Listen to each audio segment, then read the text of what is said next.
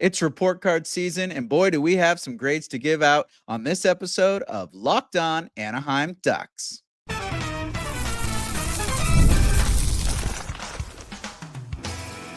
You're Locked On Ducks, your daily podcast on the Anaheim Ducks, part of the Locked On Podcast Network, your team every day. Hello and welcome, everydayers. Thank you for making Locked On Anaheim Ducks your first listen every day, part of the Locked On Podcast Network, your team every day. My name is Kyle Carr. I'm a lifelong Anaheim Ducks fan, and I've covered collegiate sports for multiple years, including college hockey. But today we are talking about the Anaheim Ducks. And not only are we talking about the Ducks, but we are giving out some grades. That's right. It's report card season. The regular season has ended for Anaheim. There is no postseason here for the Ducks. So it's time to get into just some gradings on the players. And I'm going to start out with the forwards, just going down the lines kind of by the way they ended the season. First line, second line, third line, fourth line, and so on. And then we'll get into the defense eventually and the goalies and all that. So lots of stuff to talk about in the next few days. But after going and giving out the awards and kind of talking about the cap space draft, figured it's time we go dive into the grades of the season while it's still fresh in our minds and we still can feel like hockey was just here and it's not the dark days of summer quite yet. So first off, I'm going to talk about Gauthier, and then we're going to get into Alex Killorn, and then the young guy, Leo Carlsson. So a lot of fun stuff to talk about today. Nothing too negative. There might be some players later on in the week or next week where it might get a little dark and dismal, but for now, we're going to have some fun. First off, starting with Gauthier. Going to give you a little bit of his record here. He had 82 games played, 20 goals, 24 assists for 44 points. He was a +8. He had 20 penalty minutes, 2 power play goals, 4 power play assists, 0 shorthanded and goals and assists. He had 3 game-winning goals, 2 overtime goals, and 190 shots with a shot percentage of 10.5%. He only took 56 faceoffs, and he won 21 of those with a faceoff percentage of 37.5%, 68 hits, 51 blocks, 22 takeaways, 81 giveaways, and a total ice time average of 14 minutes and 9 seconds. So he kind of started out the season slow, did Cutter. A little bit of a slow start when it came to the offense. Couldn't really get the scoring. Could have been due to mismanagement of pieces by the coaching staff. Definitely, he tried. He was taking a ton of shots at the beginning of the season. Just nothing was really going in for him. And he was really kind of getting adjusted to that NHL type style of play as he only played a game or two at the end of last season. So he's getting into it. But once he really finally started getting into his stride, he really, really started to take off. He really just started here and just continued to improve the whole way. There wasn't really a down slope or anything. It was just constant improvement as the year went on. I definitely noticed a change in his play style. Definitely when the Mac and C's line was put together. That was with McTavish and Sam Colangelo. So a little bit later in the season. But the biggest difference in his play style was when he was put on the Leo Carlsson top line with Alex Killorn and Leo. There was a completely different mentality around him. You could just see the confidence and his speed and the way that they were playing together, the breakouts. There was just a little bit more going on once he got up to that top line.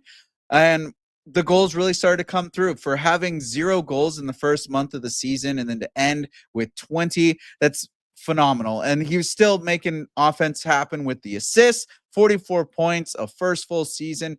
That is not bad for a young guy like Gauthier. Really, really impressed with his play style. And if you know about the drama of it, if not, I'll kind of lay it down for you.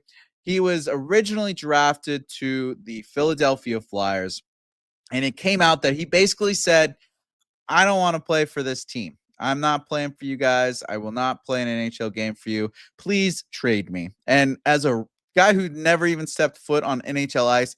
That is very, very, very confident in his camp, in himself. Like the people that told him to, hey, this is a good idea. Lots and lots of confidence there for the kid. So he ends up getting traded to Anaheim. And who did the Ducks give up? Well, they give up Jamie Drysdale. Jamie was definitely a little bit of a fan favorite. Him and Zegras came in together, and they were basically the two best friends that anyone could have. And lots of memes, lots of videos, just lots of things came out about them when they first came to the team together. But Jamie kept getting injured. There was not a lot of uh, longevity in his time here in Anaheim. Broken up with a lot of injuries, a lot of issues there. So the Ducks give away who is supposed to be kind of this key piece of the young Anaheim defense. They give him up, and the Ducks get Cutter Gauthier back. Well, I am here to tell you that the Ducks absolutely won this trade. The amount of goals and the amount of health and strength and everything that Cutter brings to the Ducks, it is an absolute win compared to Jamie Drysdale. Loved having Jamie Drysdale on the team, but looking at his performance out in Philadelphia this year versus Cutter's performance in Anaheim, it is a clear cut winner that Cutter was the player for the Ducks to have. And I am so happy that he's here in Anaheim and not on the Flyers. And we're not stuck with a potentially healthy, potentially not healthy Jamie Drysdale, as much of as a good friend he was with Zegras. The big thing, though, is his health. For him to come in for his first full season and play an entire 82 game season says a lot about his character, a lot about his strength, and a lot about his conditioning and the way that he takes care of his body, because 82 games as a young kid is not easy. There's not many players that can come in and play a full 82 season, their first season ever in the league. Last year doesn't count because there's only a couple games. That was just kind of a consolation prize, like, hey, we're out of the playoffs, come and play with us. Now he's played a full season, full 82 games, and his confidence throughout the year just continued to grow. His offense continued to grow. He got stronger defensively. I noticed that the big thing that took off was his speed, his ability to transition through the neutral zone and to support off the puck whenever the other puck carriers are there. He really just got under his, like, he got his feet underneath him. You know, he got his feet wet at first, and then he finally found his swimming legs or skating legs and continued to just improve and improve and improve. And putting him with Carlsson, I don't know why it took so long for it to happen, but him going up there with Leo made a complete difference, and he just found a whole nother level of his game. And looking into the future, it's going to be a really good duo for them to be together. I just see them growing even stronger, even more confident, faster, and just creating a lot more offensive chances. And the future is going to be really, really great with him. And the way he handles the puck, it just, he's got great hands. He's got a great shot. He's got defensive prowess in the back end, and he's very physical, very strong. He gets engaged in the forecheck. He's not afraid to hit guys. There's a lot about his game that really just makes me a very, very proud consumer of Ducks hockey. And it's going to be even more enjoyable just watching him grow and grow and grow as an Anaheim Duck. So now to get to what his grade for the season is, I give his offense an A, and then his defense a B plus, and his overall grade an A minus. And the reason I give the defense a little bit lower, there was a kind of, he had his takeaways versus giveaways need some improvement there. But as he was, a lot of that was at the beginning of the year. If you look, he had like 13 in October, 19 giveaways in November, 18 in December. But then if you look at the end of the season, he only had like, I think 11 in March and 6 in April. Like the giveaways really started to come down as the season progressed, and he got stronger and more confident with his play style. and the takeaways, those will come. The more you get used to playing against guys, reading the play, angling, that's all going to come up. So that's why I gave him just a solid A on the offense and a B plus on the defense, because there's room for improvement. And this is a great grade. An A minus. The only reason I did that, he reached 20, yes, but I would save the A's and A pluses more for 30 goal scorers and above. And I just see a lot more improvement. So good grade overall, but I see the potential that is in the player, and I feel like he's going to have an A plus season in the very, very near future. And this was just a great, great start for his career.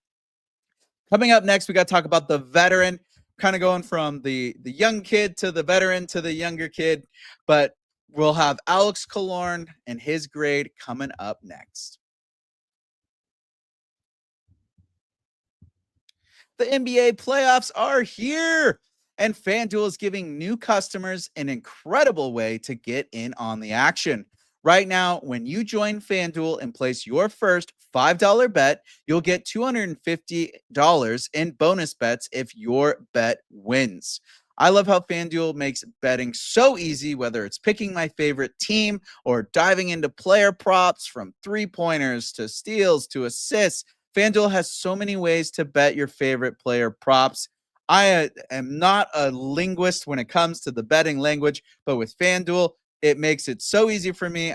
I know exactly what I'm putting my money on. So make sure you get involved with FanDuel now. Don't miss out. Head to FanDuel.com and claim your $250 in bonus bets today. Now to talk about the veteran on the old top line, Alex Killorn. This guy, he's a fellow 35-year-old, looking good out there, and he was a very, very reliable player for this year. He also played 82 games. He got 19 goals, 18 assists, 37 points in total. He was a plus 12, so solid there. 30 PIMs, a little bit of penalties. No power play goals, but he had 3 power play assists, and he was one of the few goal scorers to get a short-handed goal and a short-handed assist.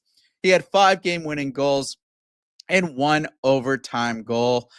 He overall took 134 shots with a shot percentage of 14.2.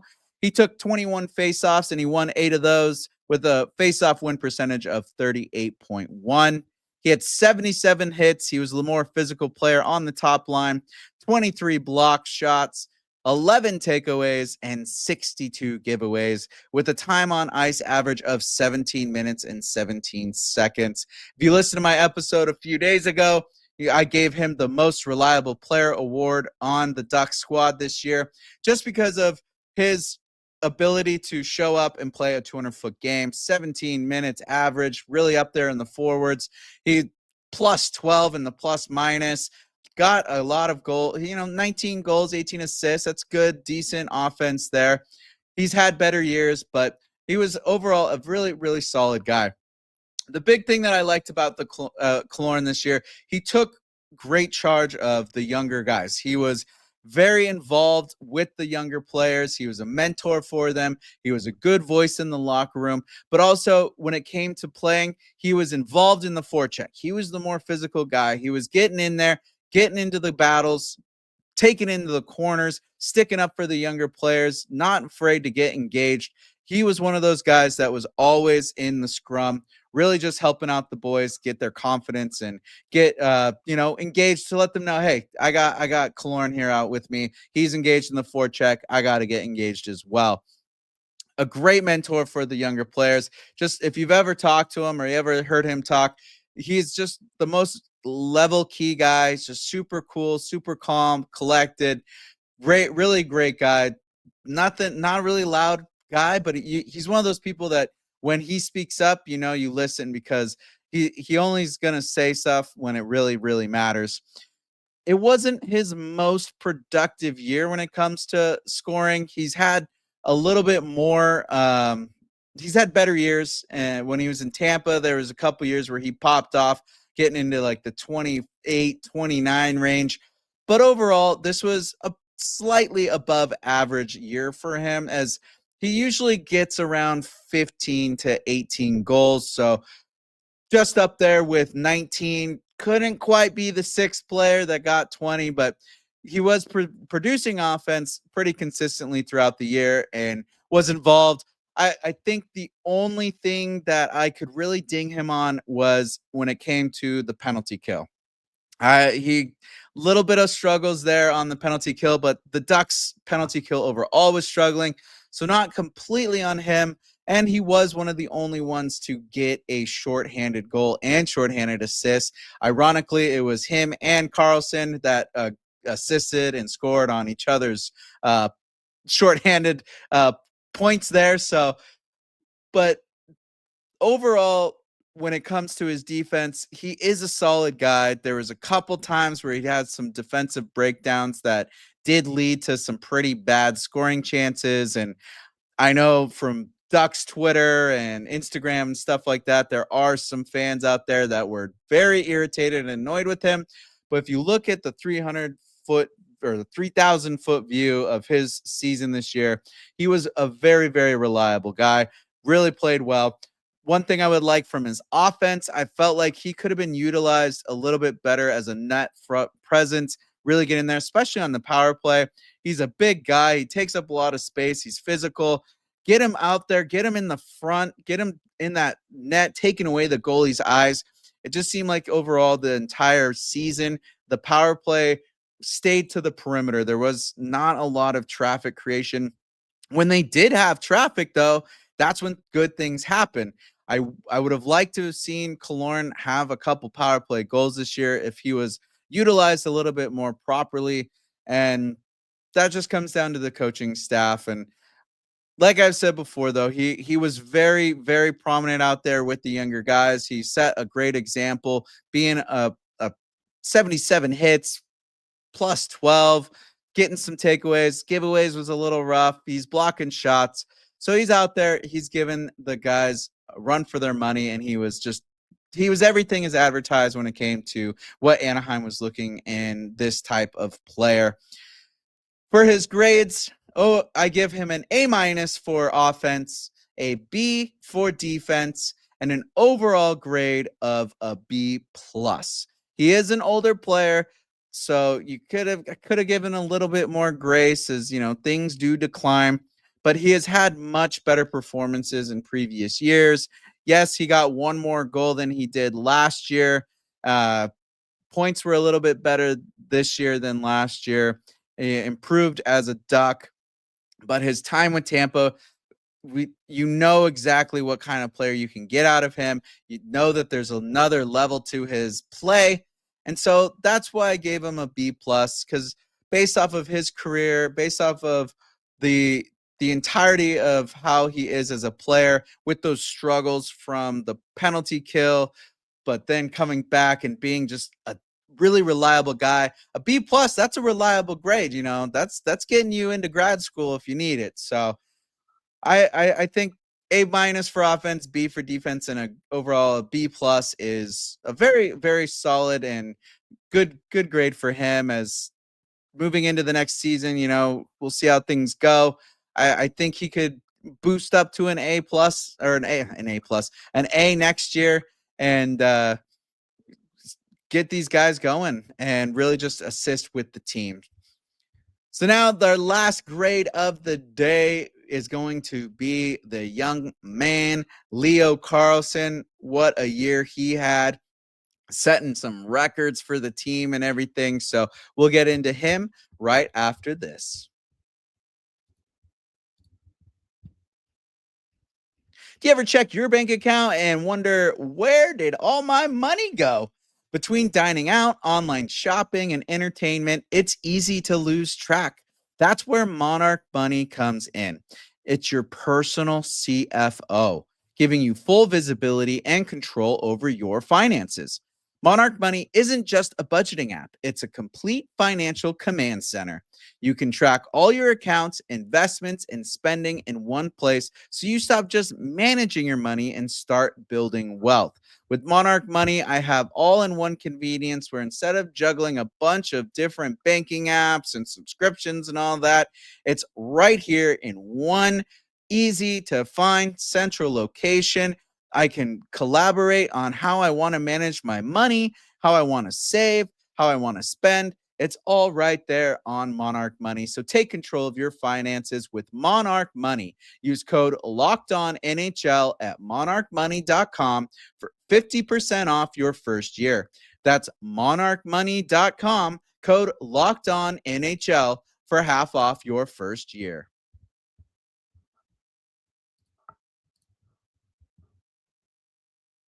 And now the one we've all been waiting for, the man, the myth, the legend, Leo Carlsson. My, oh my, what a year this guy had, from starting off the year with a beautiful goal against Utah, just straight deacon out. Connor Ingram, which if you listen to my podcast with Royally Quacked, he said, I think he's still sliding out of that position, trying to get that goal. Just completely got burned. But let's look at the numbers and then we'll get into how I felt about him this year. He had 76 games played, 20 goals with 25 assists for a total of 45 points. Plus and minus was +6. He had 14 penalty minutes, so definitely a little bit more discipline than the other two. 4 power play goals, 3 power play assists, 1 shorthanded goal, and 1 shorthanded assist. Like I said before, that was with Killorn. He assisted, and then Killorn assisted him. He had 5 game-winning goals, 2 overtime goals, a 114 shots, not as much of a shooter as the other two, but his shot percentage was 17.5. He had 730 faceoffs that he took, and he won 302. So a faceoff win percentage of 41.4%. Definitely see that being something he will be working on in the offseason, getting that faceoff down and just getting a little quicker and learning the techniques to win against some of these big, stronger forward centers that they've got out there. He had 24 hits, not really using the body as much, but with his speed, he doesn't really need to.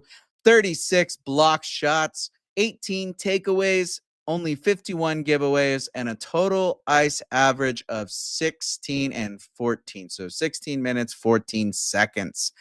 Now, the big thing that sticks out with Leo Carlsson this year is most players, they have a sophomore slump. They go down in numbers, they don't perform as well, things just don't work out. Well, with Leo, that was not the case. This guy showed up this year and he stepped it up even more. He just continued to improve and improve. And I love watching him play. His speed, his finesse, his defense. There's so many great things about this young cat. I could go on for days just talking about Leo Carlsson. He did play 21 more games than last year and put up 16 points more. So not as much of a pace as last year, but his consistency is what really stood out this year. He did hit the 20 goal mark, and he becomes the youngest player in Anaheim Ducks history to reach the 20 goal mark. The only person that's next to him was Paul Kariya. He beat out Paul Kariya for that record. So good on Leo to get that as the youngest player to make 20 goals. Would have liked to see if he could have got to 21 or 22 and kind of given McTavish that chase. But that is just a completely good cornerstone for him to build off of. He is absolutely a phenomenal playmaker. Not only is he a great goal scorer, but his playmaking ability was off the charts. There's so many great plays. If you look, he's got 25 assists. He clearly knows how to get people the puck when they're in the right spot. And his ability to skate and move and go around in the offensive zone his neutral zone play. He's like a one-man breakout as a center, which normally we already got Jackson Lacombe as a defender. Then you throw Leo Carlsson on top of that as a center who can also be a one-man breakout. He can deke through guys. He can move through his feet. He's got such good skating. There's so many people that were talking about, watch out for Leo's skating. He looks like he might be slow. I don't know about this guy. He was burning through people this year. There was a few times where he straight up took the puck from the defensive zone, burned through the neutral zone all the way to the offensive zone, and either made a great goal or he gave a huge pass. Just beautiful, beautiful plays made by Leo Carlsson this year. And his defensive, not only from breaking out, but being able to read, like, this guy, he's not just playing a fourth line role and he's playing against other young, junior centers or anything like that. This guy is playing against top line centers, guys that have been in the league that know what they're doing. And he doesn't look like he is missing a beat. He doesn't look out of place whatsoever. He's just right there in the thick of it, making every attempt to play either great defense or great offense, learning how to really just play off the puck as well. And he gives the Ducks a massive, massive weapon when it comes to their rush game. Him and Cutter Gauthier, the two of them meshing up there at the end of the season, gives me super high hopes. I cannot wait to see how things go next season with those two. The new coach, whoever they hire, needs to keep these two together because they feed off each other brilliantly. They're the passing, the shots, the defense, like every single thing. I just keep talking about his defense because this kid, how young he is as a center to be +6 on a top line is phenomenal. Like, that is something you really don't see out there. Look at Connor Bedard. I mean, that kid, he looks like he's having a miserable day. I feel like the Ducks, yeah, they got duped, but they're so lucky to have Leo Carlsson just because of the longevity that I see him bringing to his career, the personality that he brings. He's such a happy-go-lucky kid. He's a charmer. Like, he's got this foundation for stuttering, and he's just so confident with that. And he loves hanging out with the fans and talking to them, and just really absorbs the Orange County personality and getting in new friendships with Cutter Gauthier. There's so many things that are awesome about Leo Carlsson. Like, I really, really like the way that he has become a player and the way he's just shown himself as a professional with the team. I really see him as being a staple for this Anaheim Ducks squad. And I see a Hart Trophy possibility in his career. He definitely has the opportunity to be a Hart Trophy winner, especially if the Ducks make the playoffs and their offensive prowess based off of Leo is what gets them in. Yes, they have Lukasz Dostal. He is the MVP of the team right now, backstopping that team, and they made the team look a lot better. Getting them that 80 points definitely came off of the back of our goaltenders. However, the Ducks have a bona fide superstar with Leo Carlsson, and I cannot wait to see where his career goes. I see him definitely breaking the 30 goal mark. He could even get up to the 50 goals area. At least I see 100 points in this guy's future, whether it's through goals, assists, whatever. I see 100 points coming out of this guy. It might not be in the next couple of years, but he definitely has the possibility and the ability and the smarts, the know-how to give himself that opportunity to get up to 100 points, especially if he's playing with Cutter Gauthier for an entire season. Those two could light the league up next year. We'll see how things go, obviously, but I have a lot of confidence and a lot of hope for this young man. Now, to give into his grades, I give him an A on offense, an A on defense, and an overall grade of A. Why not an A plus, Kyle? Like, you just said all these great things about him. You love the way he played. Why not give him an A plus? Well, I'm saving the A plus for when he gets to 30 goals next year. I will give him the A plus. Right now, I'm giving him a solid A. He showed up. He didn't have a crazy sophomore slump. He didn't go down in the dumps. He was healthy for most of the year. He played extremely well, and he's just getting that much better. So he'll probably, and I'm putting money on it now, A plus next season, 30 goals at least from Leo Carlsson. And that's how we're going to end this episode, on a nice, positive, light, looking at the youth of this team. It's going to be great. So make sure you keep tuning in, though, because we got lots of grades to give out. There's 20 skaters out there and a couple more that, go in and out of the roster. So lots of grades to give out, lots of things to talk about from this year. They definitely gave us a bunch of substance. So we'll keep getting into that. But thank you for making Locked On Anaheim Ducks your first listen today. For your second listen, check out the all-new Locked On NHL Game Night. Every game, every night, until a Stanley Cup champion is crowned.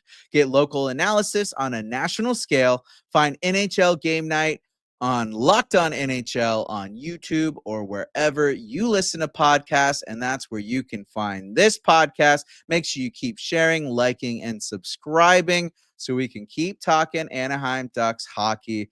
Once again, I am Kyle Carr. Be good out there.